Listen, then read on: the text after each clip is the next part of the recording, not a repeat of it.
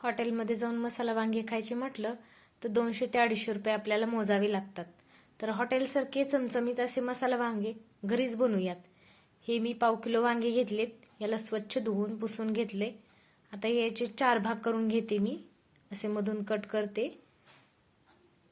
व्यवस्थित कट करून घ्यायचे म्हणजे कसं मसाला व्यवस्थित भरता येतो मध्ये. मसाला बाहेर येत नाही आणि बाहेर आला तरी व्यवस्थित होतो. कोथिंबीर पण कट करून घेते. वांगे कट करून झालेत आपले. चला तर मसाला बनवायला घेऊ. हे दाण्याचा कुट्टा घेतलाय मी 2 चमचे.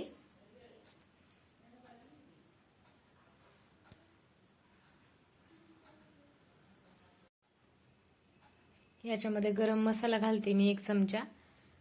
धने पावडर 1 चमचा. खोबरं 2 चमचे घालते वाटून घेतलेलं. आणि अद्रक लसणची पेस्ट. काळा मसाला घालते गरमवाला. आपला घरी बनवलेला काळा तिखटाचा काळा मसाला ते घालते मी 2 चमचे. कोथिंबीर आणि हे मिश्रण व्यवस्थित आपल्याला मिक्स करून घ्यायचंय. चवीपुरतं मीठ पण घालायचं याच्यामध्ये. हे मिश्रण व्यवस्थित भरायचे आणि मिक्स वांग्यामध्ये भरून घ्यायचे. हे मिश्रण आपल्याला व्यवस्थित मिक्स करून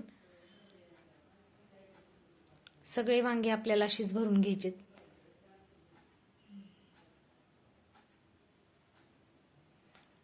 घरची भाजी कशी खायलाही खमंग लागते, चविष्ट होते आणि बनवायलाही सोपी. चला तर मग याच्यात मी 2 चमचे तेल घालून घेतले.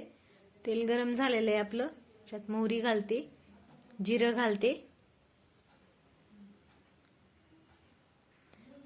फोडणी चांगली तडतडली आपली. ह्याच्यामध्ये मी परत लसण घालते. अजून कसं लसण जास्त घातला की भाजी अजून खमंग होते. आणि याच्यामध्ये 1-1 वांगे सोडायचे आणि तेलामध्ये वाफू द्यायचेत आपल्याला थोडेसे.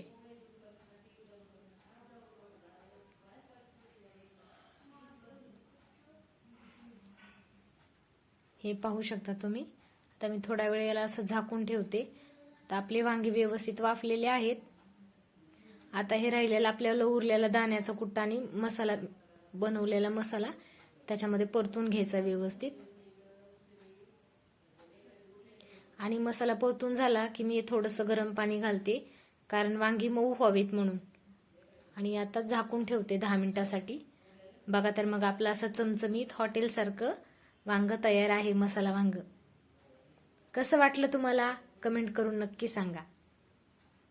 एकदा खाल तर डबल परत बनवाल असंही मस्त लागतं. कशी वाटली मग तुम्हाला माझी वांग्याची रेसिपी? आवडली तर लाईक, शेअर आणि सबस्क्राईब नक्की करा. थँक्यू.